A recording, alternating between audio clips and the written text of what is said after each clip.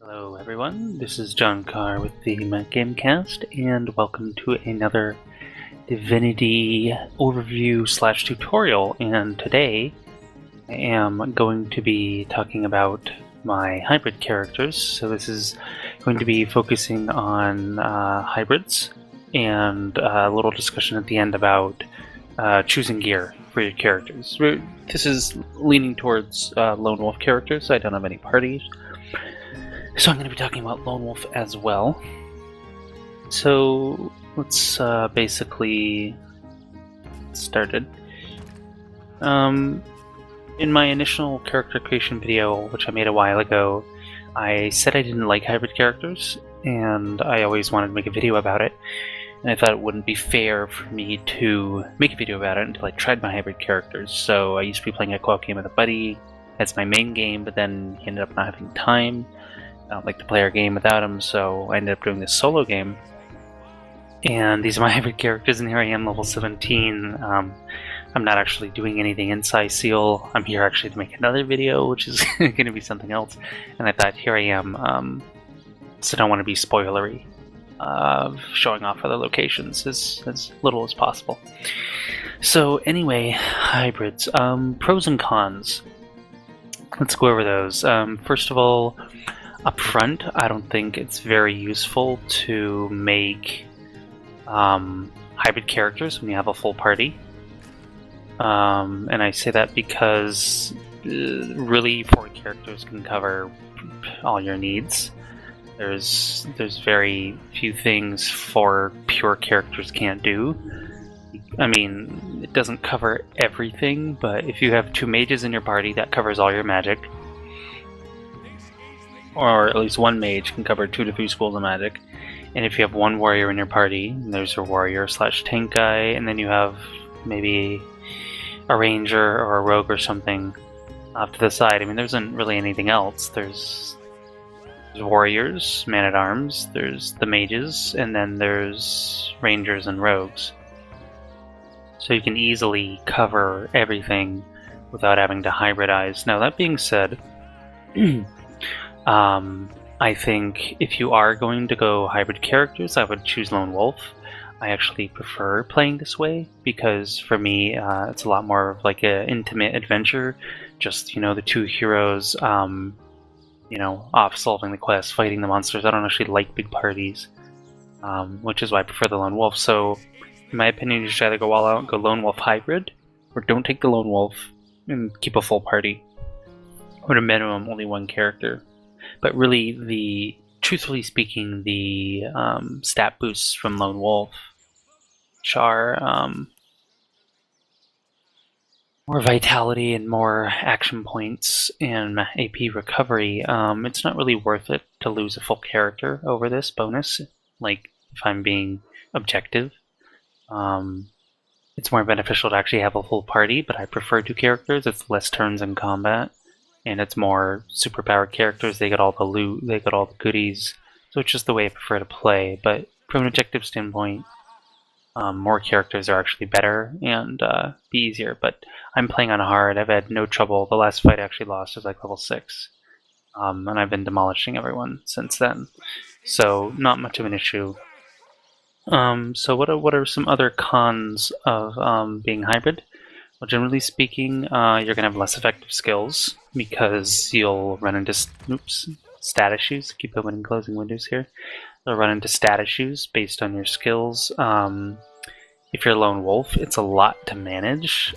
This character has something like 40 some odd spells.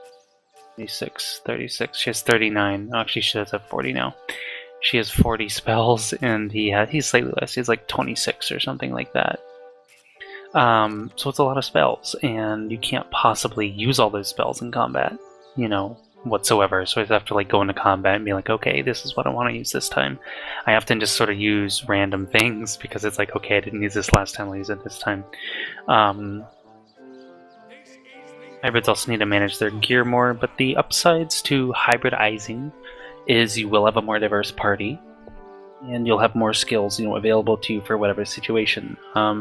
That being said, once again, I'd say either go all out for Lone Wolf 2, hybrid, or just keep the full party and make pure characters. One thing I actually want to note about skills, and I didn't in one of my other videos, is your base skill point level.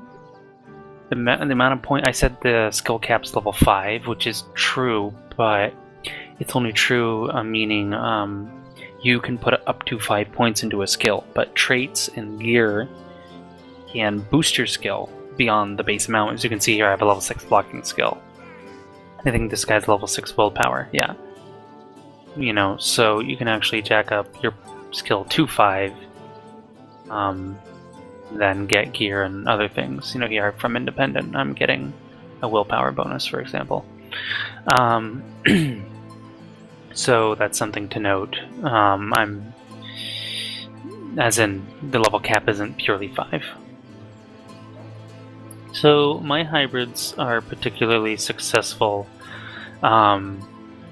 because, I mean, they started out as modified presets of Battle Mage and Cleric, though it quickly evolved. If you're going to make hybrid characters, you really need to plan your character far more. Pure character is easy. For example, this guy's more my warrior, this girl's more my battle mage, but they're both battle mages technically. You should plan your character. Me having the benefit of all the time in the beta, nearly 100 hours into the game by the time the game came out, I knew all the skills, I knew the spells that were coming, so some quick tips there would be look at vendors and the vendor skill books and see what kind of spells are available at what levels. For example, level 7, I knew Hydra Fist had some great spells. So, you know, I took Hydra Fist level 3, I think, by then. Or level 16, there's some Hydra Fist spells I specifically wanted, so I took Hydra Fist level 5, you know, which is max level.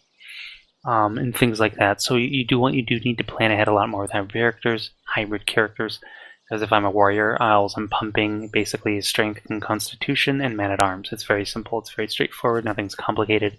I pretty much always know where my points are going, I always know what vendor I'm going to grab my new spells, new skill books. But hybrid characters are a lot more diverse, and you have to plan your stats a lot better. You have to choose your gear more carefully or look for a lot of stat boosting gear. My characters have, in fact, they're pretty pimped out as far as stat boosting gear that goes. He has 3 strength from gear, 2 int from gear, 2 constitution, 3 speed, 2 perception, and same for her. She's pretty pumped. 3 from gear, 4 from gear, plus 5 constitution from gear, only plus 1 speed, plus 2. So you can see here I've actually bumped her speed from, put 4 stat points, maybe even 5 stat points into her speed, because she doesn't have that much gear boosting her speed, whereas this guy, he has 3 points into speed. So, but I'll get into talking about choosing gear in a minute. But basically, hybrid characters they're very effective, and I think they're a lot of fun. Just for a quick overview, this guy is my 2-handed warrior, and so I pumped his strength a bit more than hers. For example, hers is 13 to his 15, and he has 14 into his 16, so she tends to cast more spells or buff him up with things like damage buffs, or, well, actually he doesn't need defense at this point because his armor rating's ludicrous, and they both have leech, so they both heal, and he's actually my main healer because he's max level Hydra Fist, so he has all the healing goodies. But she does have cure wounds, so she has a heal for herself, or him as needed. And but I've made her more my mage character. He just has Hydra Fist and Man-at-Arms, and I've jacked his defense more. Bodybuilding 5, willpower 6, his 2-handed's 5. So he's the physical damage dealer, even though we can still cast spells. But she's jacked out on magic. She has match level witchcraft, pyro, and geomancer. And she has a dash of Man-at-Arms, which is really early game. I don't use it that much anymore instead of Cure Wounds. These are a nice burst heal for, at this point, nearly 600 vitality. I don't have any points into Scoundrel or Expert Marksman. This guy actually has a point into each, because I took this early game from Invisibility to steal stuff. You need 1 point into Scoundrel to use the Invis skill. And I ended up taking Expert Marksman on him just so I could get the Tactical Retreat skill, which lets me leap. Now, there's other leap skills in Man-at-Arms, Phoenix Dive, or Battering Ram, for example, which let you move around the map. But I wanted something that was cheaper. Tactical Retreat's only 4 AP, for example. So let's talk about that. This video's really easy to go too long. In fact, I've already done this video once before and it ended up being half an hour. So I deleted it and I'm trying to do it shorter, but as I talk, I realize there's just so much to talk about on hybrid characters. So let's talk about, okay, I dislike hybrids in a sense, in a full party. I think hybrids are kind of a waste. But let's talk about these characters, or anyone in general. I actually think a little bit of hybridizing is healthy. By which I mean, we need to have a quick talk about how skills affect stats. How stats affect skills. I had that backwards, so I actually need to close her. And let's go over to this guy, because he actually has some rogue skills, just to be very demonstrative. Here we go. Okay, so he only has 5 dexterity, which is it's just the lowest possible. You can't get any stat below 5, excuse me. So this is fine. For example, Tactical Retreat.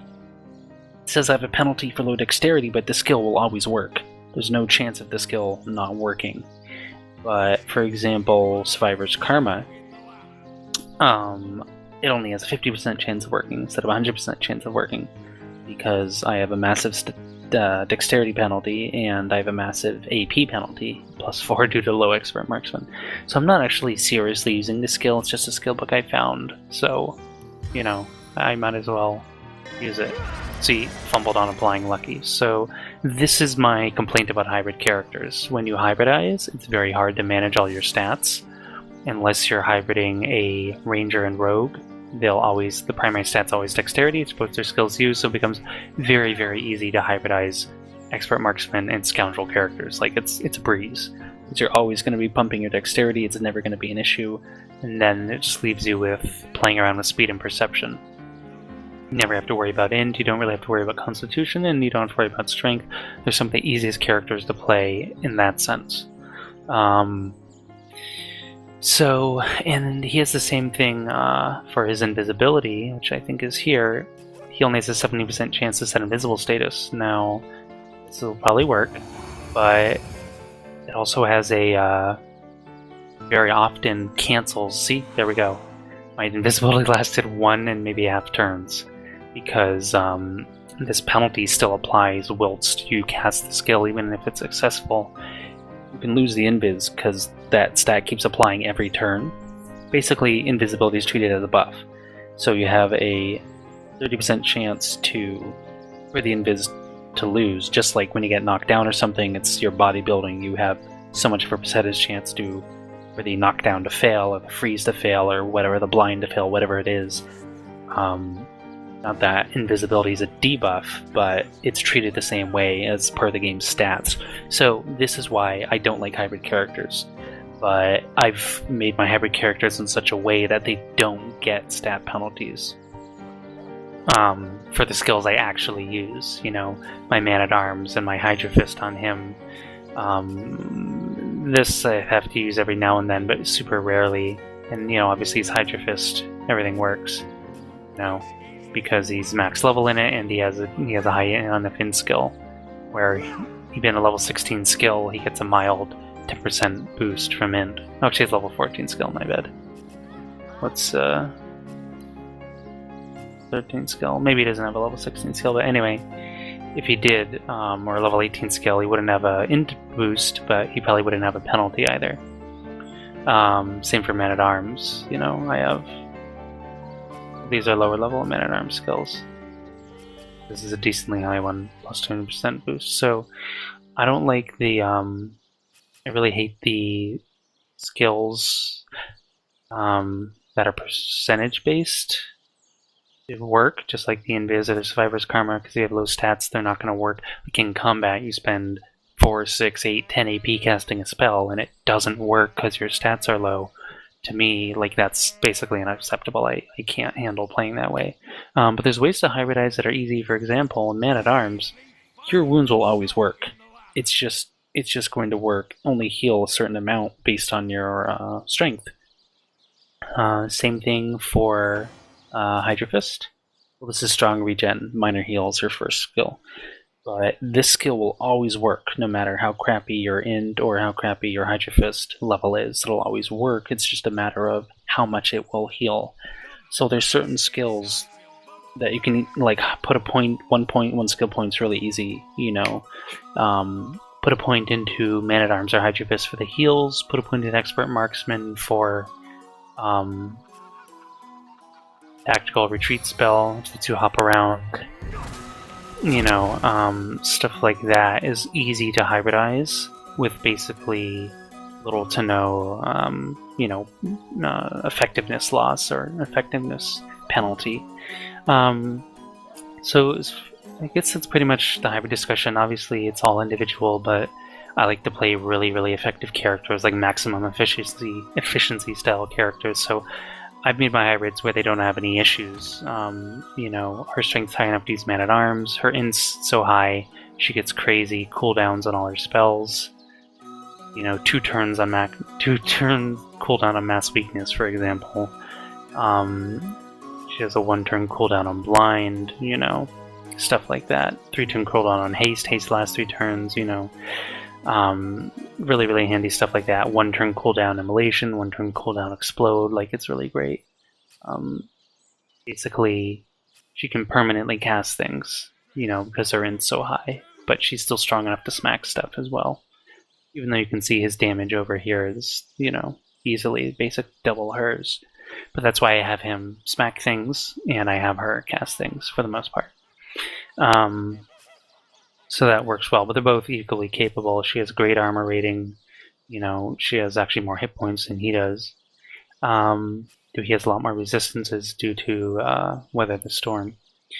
So they're both tanky. So earlier in the game, since he was a lot more tanky, for example, I compensated by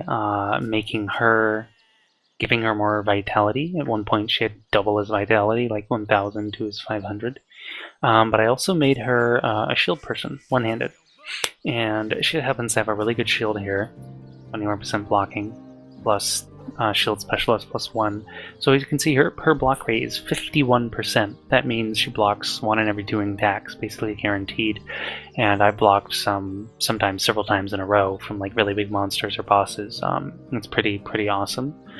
But recently her armor rating was pretty low. It used to be like 70 to 80, and it recently jumped up to this for I got some new gear and the leadership buff. So right now they're both super tanky, and she happens to also have the res spell now, so it's not much of an issue. I've also done, I gave them both Morning Person, so they resurrect at full health, because some fights, you know, you're low health, it's easier to die and res someone, because their AP is so high. She starts with 11, gains 11, he starts with 10, gains 10 per turn, that they can always res on a turn. Like, I never have to save AP, like, wait a turn to save up the AP to res you, like you have to do early game, because the scroll uses 10 action points.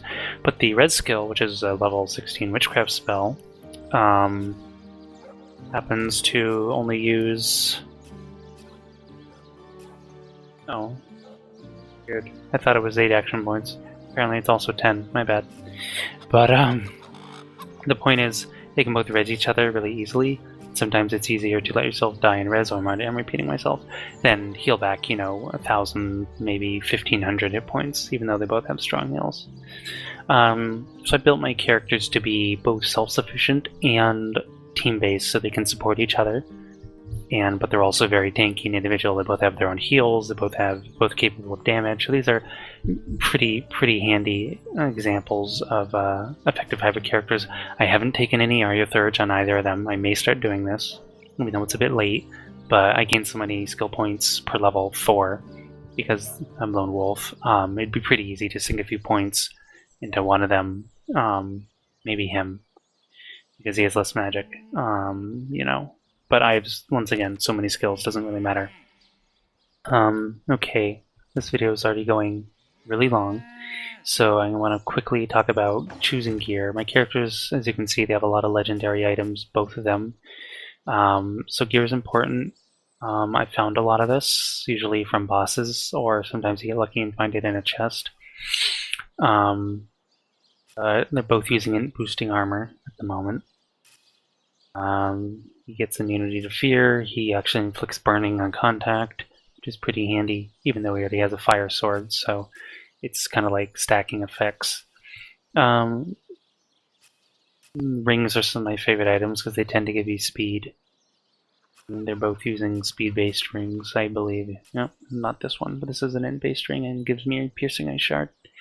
No, she has no Hydro Fist. Boots usually give you speed. He's using speed and initiative boots. Really, it's important when hybridizing or choosing gear.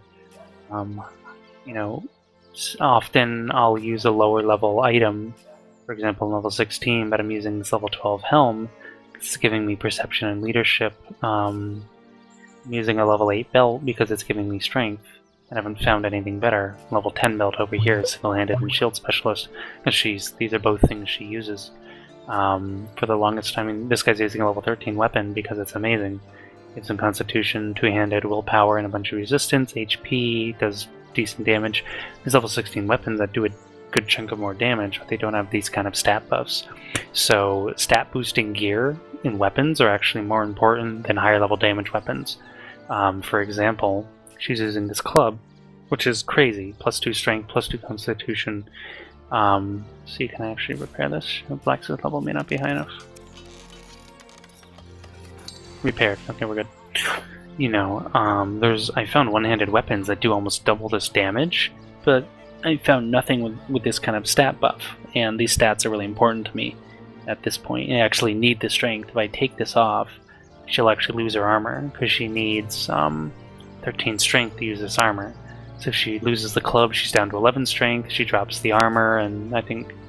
Well, I was wearing a metal helm that also required 12 strength, so basically losing the club, like she's actually very dependent on this club to wear a bunch of her other gear right now. And she still hits decently well if I want her to, you know, so it's not much of an issue either. But offhand, especially for hybrid characters, but I really say all characters, stat boosting gear of a lower level is more important than stuff of a higher level that doesn't give you stats that you're looking for. If I had a bunch of dex boosting gear, I wouldn't care, I'd drop it because I don't use it. You know, I don't need a defense rating to evade attacks. I don't care. She blocks. She blocks tons of stuff, and he tanks like a boss. Like, it doesn't matter, especially if I fortify him. His armor rating will actually go up to hilarious levels. Yeah, it jumps to 262, so he can barely be hurt right now.